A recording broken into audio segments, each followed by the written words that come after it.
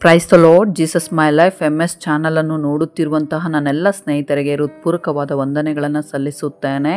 ಬೈಬಲ್ನಲ್ಲಿ ಹೆಚ್ಚಾಗಿ ಚರ್ಚಿಸಿಕೊಳ್ಳುವ ಅಂಶ ಇಸ್ರಾಯೇಲ್ ಪ್ರಜೆಗಳು ಐಗುಪ್ತ ದೇಶದ ದಾಸತ್ವದಿಂದ ಬಿಡುಗಡೆ ಆದ ಮೇಲೆ ನಡೆದ ಗೊಂದಲಗಳಲ್ಲಿ ಚಿನ್ನದ ಕರುವನ್ನು ತಯಾರಿಸಿ ಡ್ಯಾನ್ಸ್ ಮಾಡುವುದು, ಹೀಗೆ ಚಿನ್ನದ ಕರುವನ್ನು ತಯಾರಿಸುವುದು, ಹೀಗೆ ವಿಗ್ರಹವನ್ನು ತಯಾರಿಸುವುದು 2 ಬಾರಿ ಮಾಡುತ್ತಾರೆ. 2 ಕಡೆಯಲ್ಲಿ ತಯಾರಿಸಿದ್ದಾರೆ. ಅವರು ಚಿನ್ನದ ಕರುವನ್ನೇ ಯಾಕೆ ತಯಾರಿಸಿದರು? ಅದರ ಹಿಂದೆ ಇರುವ ಕಥೆ ಏನು? ಅವರು ಚಿನ್ನದ ಕರುವನ್ನು ತಯಾರಿಸಲು ಕಿವಿಗಳಲ್ಲಿದ್ದ ಚಿನ್ನದ ಮುರುವುಗಳನ್ನೇ ಯಾಕೆ ಉಪಯೋಗಿಸಿದರು? ಚಿನ್ನದ ಓಲೆಗಳನ್ನೇ ಯಾಕೆ ಬಳಸಿದರು? ಅದರ ಹಿಂದೆ ಇರುವ ಕಥೆ ಏನು? ಚಿನ್ನದ ಕರುವಿನ ಹಿಂದೆ ಏನು ನಡೆದಿದೆ? ಇದರ ಪರಿಣಾಮಗಳೇನು?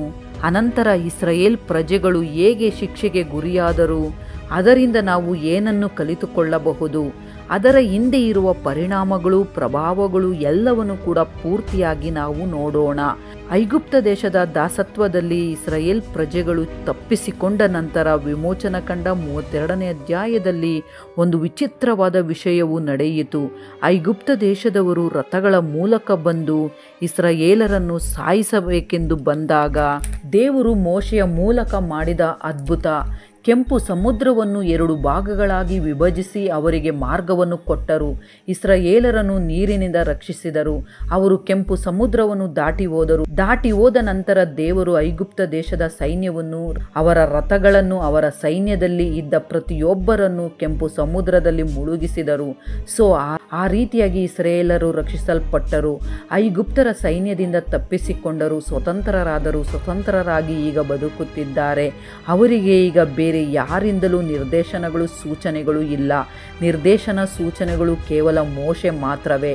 ಹಾಗೆ ಪೂರ್ಣ ಸ್ವತಂತ್ರರಾದ ಇಸ್ರಾಯೇಲ್ ಪ್ರಜೆಗಳು ಅವರು ಕ್ರಮವನ್ನು ತಪ್ಪಿ ಹೋಗದೆ, ಕೆಟ್ಟು ಹೋಗದೆ ಇಸ್ರಾಯೇಲ್ ಪ್ರಜೆಗಳಿಗೆ ಕ್ರಮಶಿಕ್ಷಣ, ದೇವರ ಆಜ್ಞೆಗಳು ತೆಗೆದುಕೊಂಡು ಬರುವುದಕ್ಕೆ ಮೋಶೆ ಸೀನಾಯಿ ಬೆಟ್ಟದಲ್ಲಿ 10 ಆಜ್ಞೆಗಳು ಹೊಂದಿಕೊಳ್ಳುತ್ತಿರುವಾಗ ಮೋಶೆಗೋಸ್ಕರ ಎದುರು ನೋಡುತ್ತಿದ್ದಂತಹ ಇಸ್ರಾಯೇಲ್ ಪ್ರಜೆಗಳು ಮೋಶೆಯು ಇನ್ನು ಬರುವುದಿಲ್ಲ ಎಂದರು. ಅಸಹನೆಯಿಂದ ಮಾರಿ ಹೋದರು.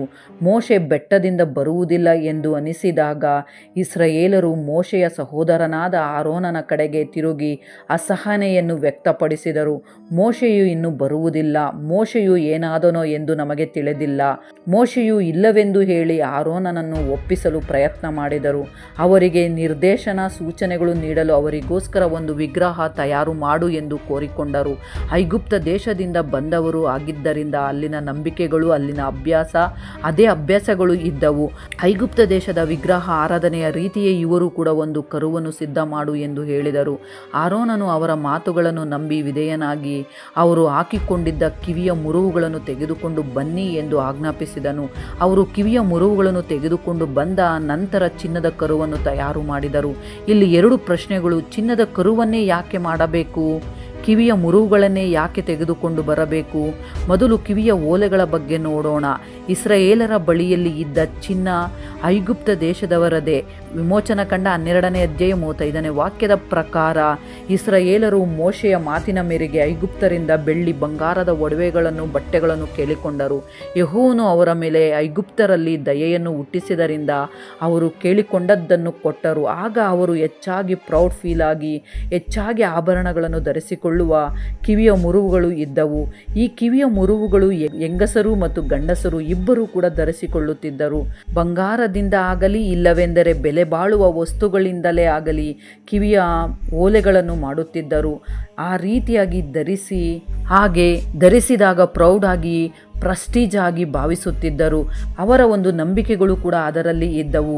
ಆಭರಣಗಳೇ ಆಗಲಿ, ಈ ಕಿವಿಯ ಓಲೆಗಳೇ ಆಗಲಿ ಬಂಗಾರದಿಂದ ತಯಾರಿಸಿದರಲ್ಲಿ ದೇವರ ಶಕ್ತಿ ಇದೆ ಎಂದು, ಮಾಯ ಶಕ್ತಿಗಳು ಇರುತ್ತವೆ ಎಂದು, ಅವರನ್ನು ರಕ್ಷಿಸುವ ಶಕ್ತಿಯೂ ಅವು ಹೊಂದಿದೆ ಎಂದು ಬಲವಾಗಿ ನಂಬುತ್ತಾರೆ. ಅವರು ಅದಕ್ಕೆ ಅವುಗಳನ್ನು ಗೌರವಿಸುತ್ತಾರೆ, ಬೆಲೆ ಕೊಡುತ್ತಾರೆ. ಅದಕ್ಕೆ ಇಸ್ರಾಯೇಲ್ ಪ್ರಜೆಗಳು ಕೂಡ ಅವರು ಯಾವ ರೀತಿಯಾಗಿ ಆಭರಣಗಳನ್ನು ಧರಿಸಿ ಗೌರವಿಸುತ್ತಾರೋ ಆ ಒಂದು ಆಸೆಯಿಂದ ಇಸ್ರಾಯೇಲ್ ಪ್ರಜೆಗಳು ಕೂಡ ಹೆಚ್ಚಾಗಿ ಕಿವಿಯ ಮುರುವುಗಳನ್ನು ತೆಗೆದುಕೊಂಡರು. ಆ ಸಮಯದಲ್ಲೇ 100 ವಿಭಿನ್ನ ವಿನ್ಯಾಸ, 100 ವಿಭಿನ್ನ ಕಿವಿಯ ಓಲೆಗಳು ಮಾಡಿಸಿಕೊಳ್ಳುತ್ತಿದ್ದಾರು ಎಂದರೆ ಆಶ್ಚರ್ಯವೇ. ಧಾರ್ಮಿಕ ಮಹತ್ವ ಆಚರಣೆಗಳು ಕೂಡ ಇದ್ದವು. ಅವರನ್ನು ರಕ್ಷಿಸುವ ಶಕ್ತಿಗಳು ಅವುಗಳಲ್ಲಿ ಇದ್ದಾವೆ ಎಂದು ಬಲವಾಗಿ ನಂಬುತ್ತಾರೆ. ಕಿವಿಯ ಮುರುವುಗಳು ತಾಯ್ತಗಳ ರೀತಿಯಲ್ಲಿ ಕೂಡ ಇರುತ್ತವೆ. ಇವುಗಳನ್ನು ಧರಿಸಿದರೆ ಹಾನಿಯಿಂದ ಕೆಟ್ಟದರಿಂದ ರಕ್ಷಿಸುತ್ತವೆ ಎಂದು ನಂಬುತ್ತಾರೆ. ಫರೋಹನನು ರಾಜರ ಕುಟುಂಬದವರು ಕೂಡ ಅವರ ಸಂಪತ್ತು ಸ್ಥಾನಮಾನವನ್ನು ಪ್ರದರ್ಶಿಸಲು ಚಿನ್ನ ಮತ್ತು ಬೆಲೆಬಾಳುವ ಕಲ್ಲುಗಳಿಂದ ಮಾಡಿರುವ ಆಭರಣಗಳನ್ನು ಧರಿಸುತ್ತಿದ್ದರು. ಅವರ ಸಮಾಧಿಗಳನ್ನು ಕೂಡ ನೋಡಿದರೆ ಅನೇಕ ಸಮಾಧಿಗಳಲ್ಲಿ ಕಿವಿಯೋಲೆಗಳು ಸಹ ಕಂಡುಬಂದಿವೆ. ಇವು ಮರಣದ ನಂತರ ಜೀವನದ ಸಂಕೇತವೆಂದು ನಂಬಲಾಗಿದೆ. ಇವುಗಳು ಮರಣದ ನಂತರ ಜೀವನಕ್ಕೆ ಕೊಂಡೊಯ್ಯಲ್ಪಡುತ್ತವೆ ಎಂದು ಸೂಚಿಸುತ್ತದೆ. ಇವುಗಳನ್ನು ಸಮಾಧಿಯಲ್ಲಿ ಕೂಡ ಇರಿಸುತ್ತಾರೆ. ಆದಿಕಾಂಡ 35ನೇ ಅಧ್ಯಾಯ 4ನೇ ವಾಕ್ಯದಲ್ಲಿ, ಆಗ ಅವರು ತಮ್ಮಲ್ಲಿದ್ದ ಎಲ್ಲ ಅನ್ಯ ದೇವರುಗಳನ್ನು ತಮ್ಮ ಕಿವಿಗಳಲ್ಲಿದ್ದ ಮುರುವುಗಳನ್ನು ಹೂಳಿಟ್ಟರು. ಅದರಲ್ಲಿ ಶಕ್ತಿ ಇದೆ ಎಂದು ಅವರು ನಂಬುತ್ತಾರೆ. ಅದಕ್ಕಾಗಿಯೇ ಅನ್ಯ ದೇವತಾ ವಿಗ್ರಹಗಳ ಜೊತೆಯಲ್ಲಿ ಕಿವಿಯೋಲೆಗಳನ್ನು ಹೂಳಿಟ್ಟರು.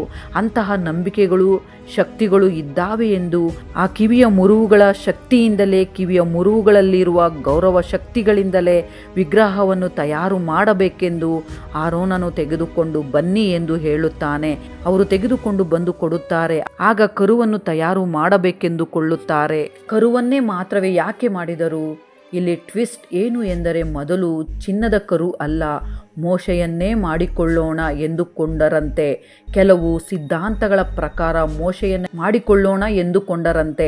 ಅನಂತರ ಪ್ರಜೆಗಳ ಅಭಿಪ್ರಾಯದ ಪ್ರಕಾರ ಅನಂತರ ಅದನ್ನು ಕರುವಾಗಿ ಬದಲಾಯಿಸಿದರು ಎಂದು ಕೆಲವು ಸಿದ್ಧಾಂತಗಳು ಹೇಳುತ್ತವೆ. ತುಂಬ ಜನರಿಗೆ ಐಗುಪ್ತ ದೇಶದ ಅಭ್ಯಾಸಗಳು ಇರುವುದರಿಂದ ಅವರ ಕಣ್ಣುಗಳಿಂದ ಅಲ್ಲಿ ನಡೆಯುವುದನ್ನು ನೋಡಿದ್ದರು. ಅದಕ್ಕೋಸ್ಕರ ಅವರ ದೇವತೆಗಳಿಗೆ ಇನ್ಸ್ಪೈರ್ ಆದರು. ನಮ್ಮ ಮುಂದುಗಡೆ ಹೋಗುವುದಕ್ಕೆ ನಮಗೆ ದೇವರುಗಳು ಮಾಡಿಕೊಡು ಎಂದು ಹೇಳುತ್ತಾರೆ. ವಿಮೋಚನಾ ಕಂಡ 32ನೇ ಅಧ್ಯಾಯ 1ನೇ ವಾಕ್ಯದ ಪ್ರಕಾರ, ಆರೋನನು ಕಿವಿಯ ಮುರುವುಗಳನ್ನು ನೀವು ಕಿತ್ತು ನನಗೆ ಒಪ್ಪಿಸಿರಿ ಎಂದು ಹೇಳಲಾಗಿ ಜನರೆಲ್ಲರೂ ತಮ್ಮ ಕಿವಿಗಳಲ್ಲಿದ್ದ ಚಿನ್ನದ ಮುರುವುಗಳನ್ನು ಕಿತ್ತು ಆರೋನನ ಬಳಿಗೆ ತಂದು ಕೊಟ್ಟರು. ಅವನು ಆ ಚಿನ್ನವನ್ನು ತನ್ನ ವಶಕ್ಕೆ ತೆಗೆದುಕೊಂಡು ಬಸವನ ಆಕಾರವನ್ನು ಉಳಿಯಿಂದ ರೂಪಿಸಿ ಎರಕ ವಹಿಸಲಾಗಿತ್ತು. ಈಗ ಚಿನ್ನದ ಕರುವನ್ನೇ ಮಾತ್ರ ಯಾಕೆ ಮಾಡಬೇಕು? ಕರುವಿನಲ್ಲೇ ಯಾಕೆ ದೇವರನ್ನು ನೋಡುತ್ತಾರೆ ಎಂದರೆ, ಇದು ಐಗುಪ್ತ ದೇಶದವರ ಆಚಾರ. ಐಗುಪ್ತ ದೇಶದವರಿಗೆ ಕರುಗಳು ದನಗಳು ಎಂದರೆ ಗೌರವ ಪ್ರೀತಿ ಹೆಚ್ಚು.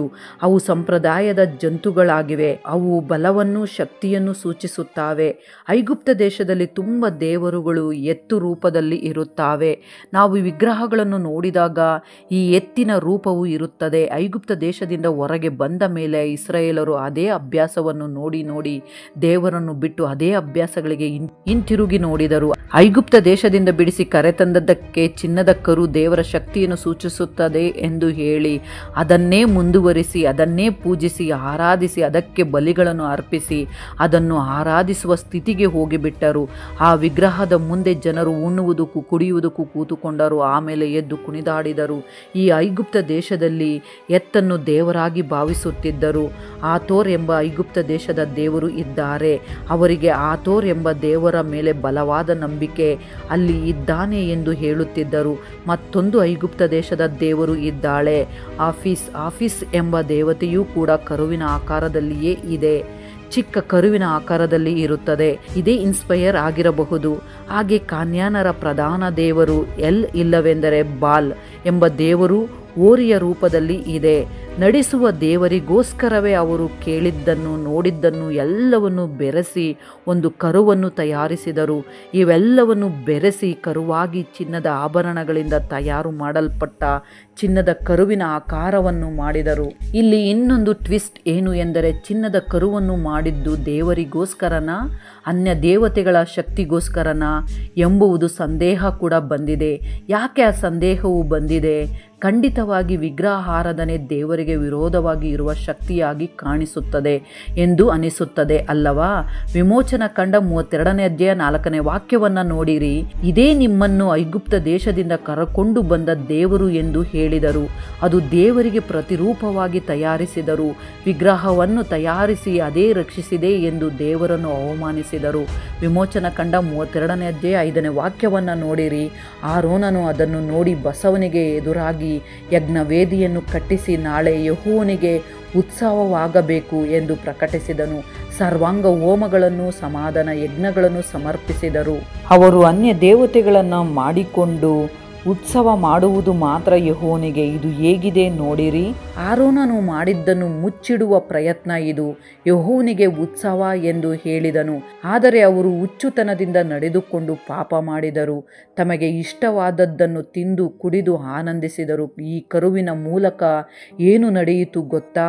ನಡೆದ ಪರಿಣಾಮಗಳು ಏನು ಎಂದರೆ ಅವರು ನಂಬಿಕೆಯಿಲ್ಲದವರಾದರು, ಅಸಹನೆ ವ್ಯಕ್ತಪಡಿಸಿದರು, ಅನ್ಯ ದೇವತೆಗಳ ವಿಗ್ರಹಗಳನ್ನು ತಯಾರಿಸಿದರು, ಅದಕ್ಕೆ ಯಜ್ಞ ಬಲಿಗಳನ್ನು ಸಮರ್ಪಿಸಿದರು, ಅದನ್ನು ಆರಾಧಿಸಿದರು. ಯಥಾರ್ಥವಾದ ಆರಾಧನೆಯನ್ನು ಅನ್ಯ ಆಚಾರಗಳೊಂದಿಗೆ ಬೆರೆಸಿ ಮತ್ತೆ ಯೆಹೋವನಿಗೆ ಉತ್ಸವವೆಂದು ಭ್ರಷ್ಟಪಡಿಸಿದರು. ಅವರು ಕುಣಿದಾಡಿದರು, ತಮಾಷೆ ಮಾಡಿದರು, ಅವರು ಕ್ರಮವಿಲ್ಲದೆ ಸ್ವ ಇಚ್ಛೆಯಾಗಿ ನಡೆದುಕೊಂಡರು, ಅವರ ಸುಖವನ್ನು ನೋಡಿಕೊಳ್ಳುವ ಕೆಲಸಗಳನ್ನೇ ಮಾಡಿದರು. ಅವರು ಪೂರ್ತಿಯಾಗಿ ಕೆಟ್ಟು ಹೋಗಿದ್ದರು. ಹೀಗೆ ಮಾಡುವುದು ದೇವರಿಗೆ ಉತ್ಸವ. ಇಂತಹ ಕೆಲಸಗಳು ದೇವರಿಗೆ ಉತ್ಸವ ಮಾಡುವುದು. ಇಲ್ಲಿ ಆರೋನನು ಮುಚ್ಚಿಡುವ ಪ್ರಯತ್ನ ಮಾಡಿದನು. ಅವರು ದೇವರಿಗೆ ವಿರೋಧವಾಗಿಯೇ ಮಾಡಿದರು. ಅಂಥವರೇ ಬೇರೆ ಬೇರೆ ದೇಶಗಳಿಗೆ ವ್ಯಾಪಿಸಿದರು. ಅಂಥವರನ್ನೇ ಇಂದು ಕೂಡ ನಮ್ಮ ಗ್ರಾಮಗಳಲ್ಲಿ ನಾವು ನೋಡುತ್ತಿದ್ದೇವೆ.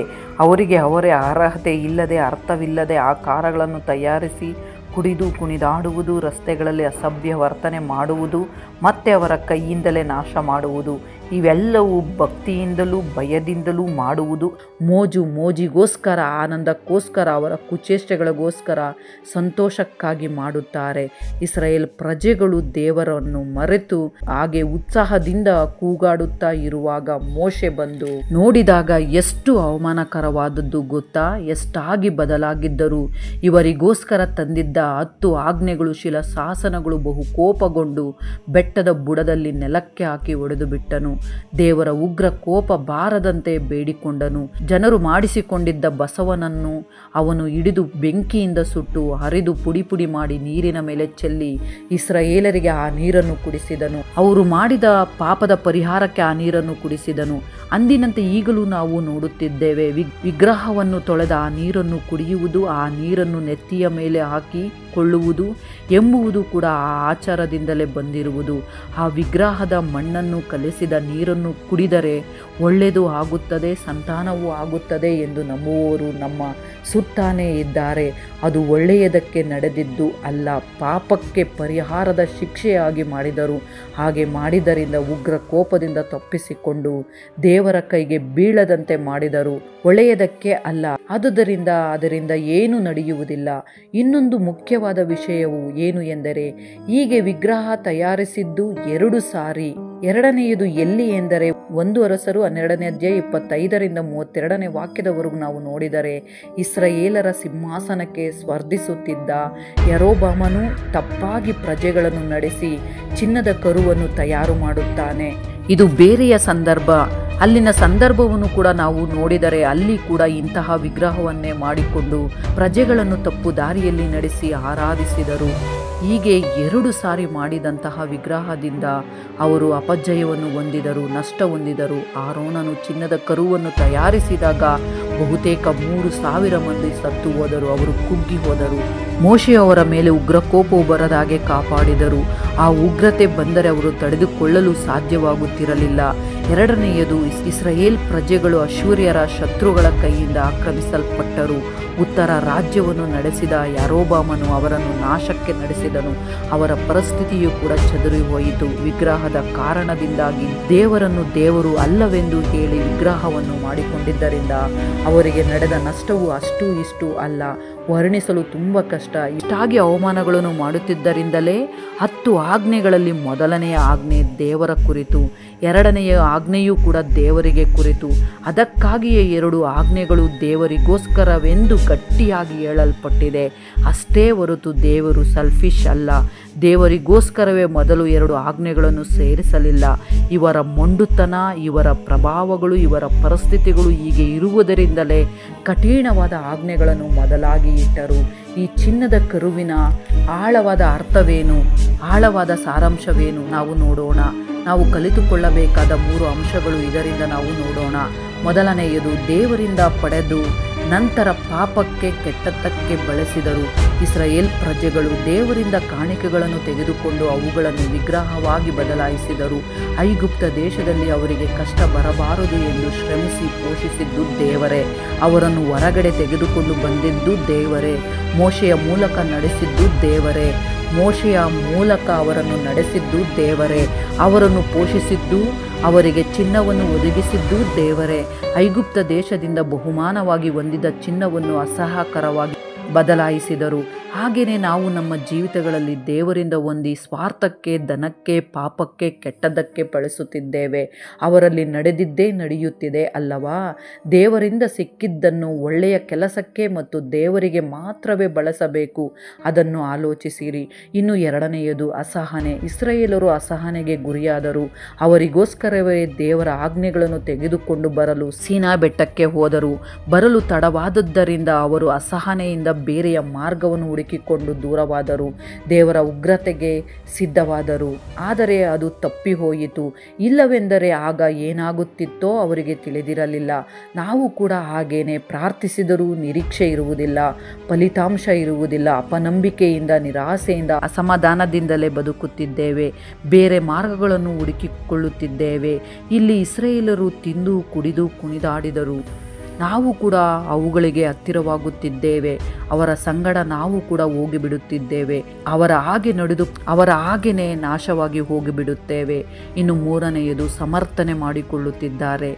ಇಷ್ಟೆಲ್ಲ ಮಾಡಿ ಇಸ್ರಾಯೇಲರು ಚಿನ್ನದ ಕರುವನ್ನು ತಯಾರು ಮಾಡಿ ಸಮರ್ಥನೆ ಮಾಡಿಕೊಳ್ಳುವ ಪ್ರಯತ್ನ ಮಾಡಿದರು. ಆರೋನನು ನೆಪಗಳನ್ನೇ ಹೊರತು ಬೇರೆ ಯಾವುದನ್ನು ಹೇಳಲಿಲ್ಲ.